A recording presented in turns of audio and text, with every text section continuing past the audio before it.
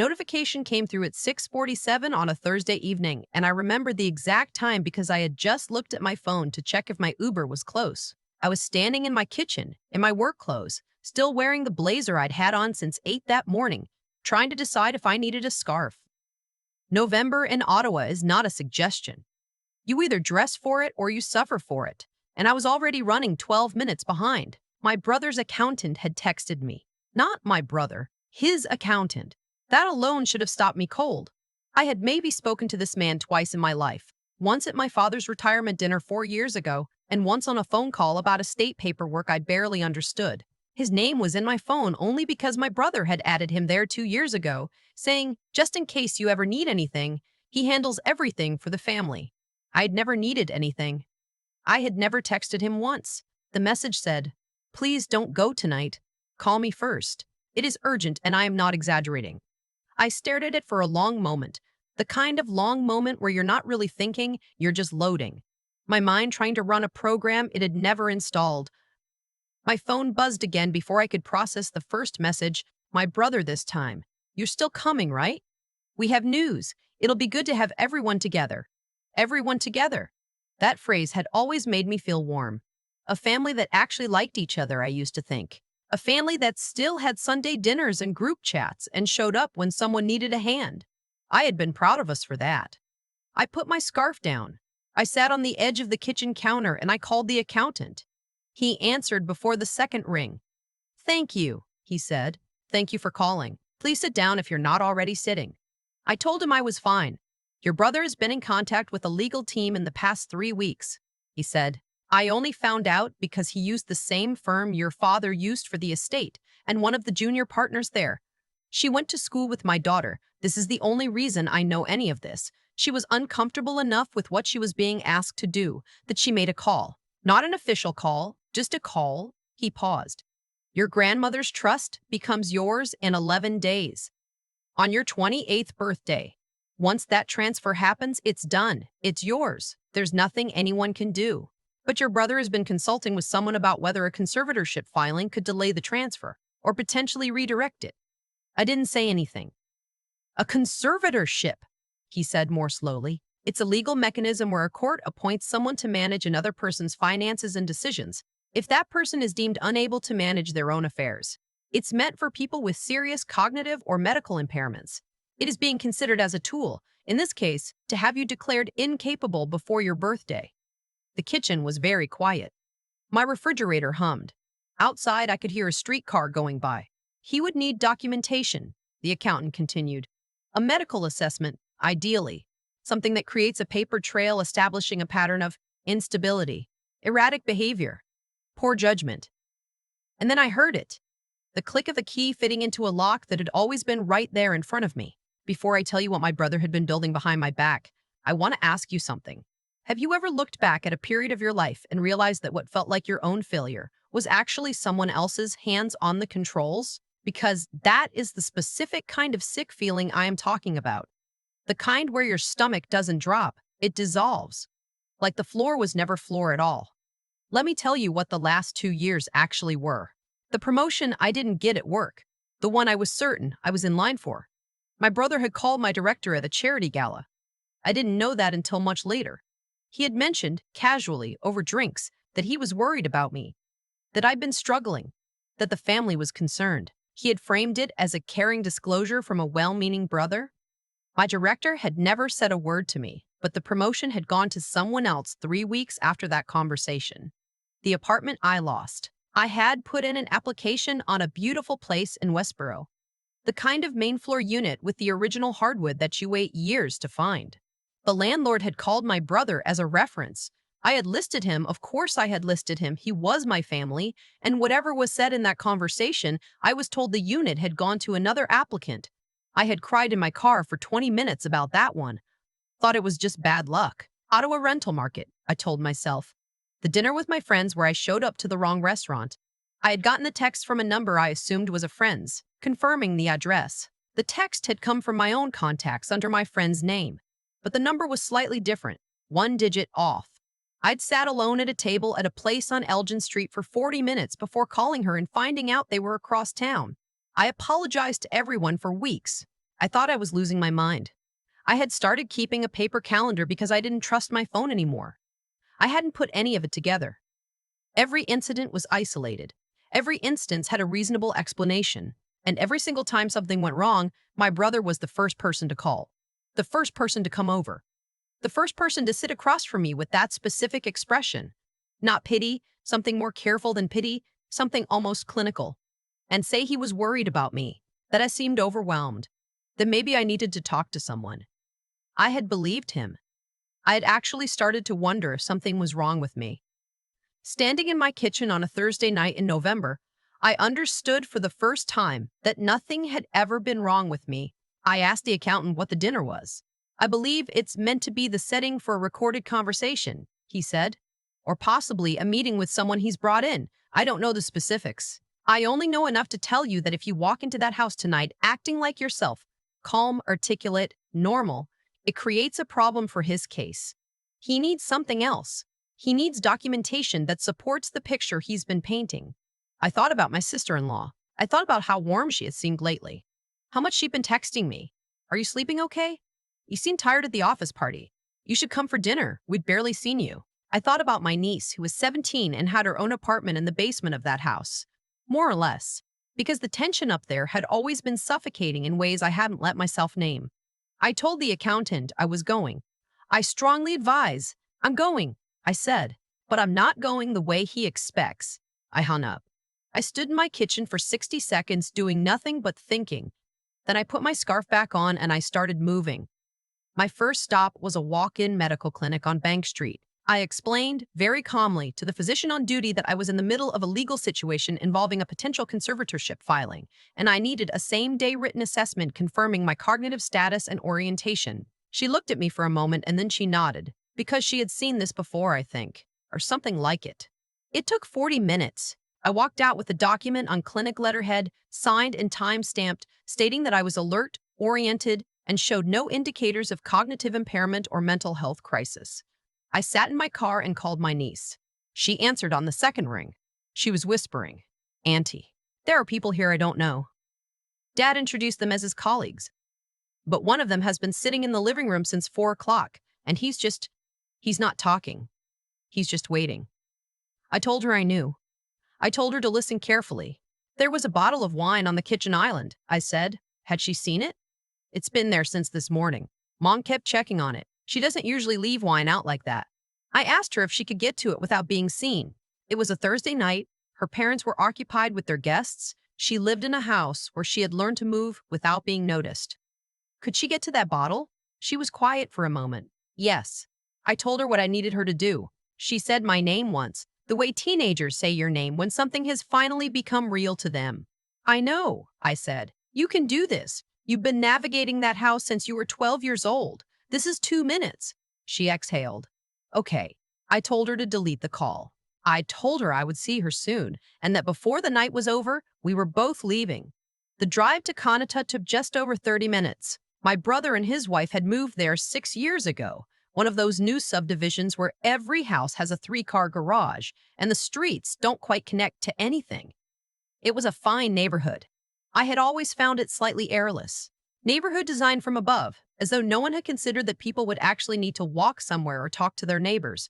I turned off the highway onto their street and I thought about my grandmother. She had been a practical woman, grew up in rural Saskatchewan, worked her whole life, saved everything she had, and at the end of it all, she had looked at her 2 grandchildren and decided that the money should go to the one who was still building. My brother had a good job, a house, investments. I was 28 and starting out. She had set the trust up to transfer on my birthday. No conditions, no trustees required. Just mine, outright, on that date. $320,000. Not a fortune by some definitions, but enough to change the shape of a life. My brother had known about the trust since before I had. I pulled into the driveway. The house was lit up, the way it always was. They kept every light on, every room, even the ones no one was using. I had always thought of it as a kind of performance. A house saying, "Look how well we are doing." My sister-in-law opened the door before I knocked. She had the specific warmth turned on, the kind that is almost indistinguishable from genuine warmth if you're not looking for the seams. She hugged me for slightly longer than usual. She took my coat. She said I looked tired, which was not a compliment, and then she said, in a good way, which is not a recovery. My brother came out of the kitchen. He was wearing the expression I now understood, that careful, watching expression. Assessing, not greeting. You made it, he said. He kissed my cheek. Come in, sit down. We have some wine open. There was a man in the living room I had never met. He was introduced as a friend of my brother's from his running club. First name only, no last name volunteered. He stood and shook my hand. His handshake was professional in a way that didn't match the casual introduction. He looked at me with the specific attention of someone doing a job. I looked back at him and said it was nice to meet him. We sat at the dining table. My brother poured the wine. He poured mine first, from the bottle on the island, and he was slightly angled away from me when he did it. Not obviously, not performatively, but enough. The way someone stands when they don't want you to see exactly what they're doing. I picked up the glass. The wine was red, a nice Niagara Pinot, the kind I actually liked. He had poured me almost a full glass. You seem stressed, my sister-in-law said, reaching across the table to touch my hand. Has work been hard? You mentioned last month that things felt overwhelming. I let my shoulders drop slightly. I let my eyes go just a little unfocused. I don't know, I said, and I let my voice be the voice of a woman who actually doesn't know. I've been having trouble keeping track of things lately. Last week, I couldn't find my transit card for 20 minutes and it was in my coat pocket the whole time. Little things like that. It's been happening a lot. My sister-in-law shot a look across the table to the man from the running club. My brother leaned in. He put on the gentle voice. We've been worried about you. We've all noticed. Even Mom mentioned it after Thanksgiving. I looked at my glass. That's actually why we wanted everyone here tonight, my brother said. We thought it might help to just talk in a safe space. There's no judgment here. We just want to make sure you're okay, the man from the running club said. It's very normal to feel like things are slipping. It can happen at any age. There are really good supports available. I let the silence stretch just past comfortable. Then I picked up my wine glass and I drank from it. My brother watched my face. My sister-in-law watched my hands. The man with no last name watched all of me. I set the glass down. 3 minutes passed. My brother was holding his own glass but not drinking. My sister-in-law asked me about work, and I answered, and she barely heard my answer. The man from the running club had shifted forward slightly in his chair. I was supposed to be getting foggy. I was supposed to be getting soft at the edges. I was supposed to be giving them exactly what they needed. I stood up. I have something I want to share with all of you, I said. My voice was completely even. I watched something flicker in my brother's eyes. I placed the medical clinic document on the table. That's from this evening, 45 minutes ago. Cognitive assessment. Clean, oriented, no impairment. Time stamped. I took out my phone and I opened the voice memos app. The recording had been running since I got out of the car. This dinner has been recorded. My sister-in-law made a sound. What you put in that wine, I said, looking at my brother, is not in my system because I didn't drink it. My niece poured it down the bathroom sink this afternoon and refilled the bottle with tap water. The man from the running club stood up. I'd sit back down, I said, because my brother's accountant is currently parked around the corner with a copy of every communication between my brother and your law firm, and the officer with him is from the Ottawa Police Service. My brother said my name. Don't, I said, just the one word. I had never spoken to him that way in my life, and the sound of it surprised even me. Not angry, not shaking, just done. I called my niece down from her room. She came down the stairs with her backpack already on and her winter coat folded over her arm. She had been packed since that afternoon, she told me later. She had been ready to leave that house for 2 years. She walked to the front door and she waited. The officer came in 3 minutes later. My brother's accountant came with him carrying a folder. I watched my brother stand in his own dining room, all that light, every room lit up, and become very small very quickly. He looked at me with an expression I couldn't fully name. It was somewhere between anger and something older than anger, something that looked almost like relief that it was finally over. His wife went to him. The man from the running club cooperated immediately and entirely. I put on my coat. I picked up my bag. I walked to the front door where my niece was standing. Ready? I said. Ready, she said. We drove back into the city with the heat on high and the radio on low, and neither of us speaking much.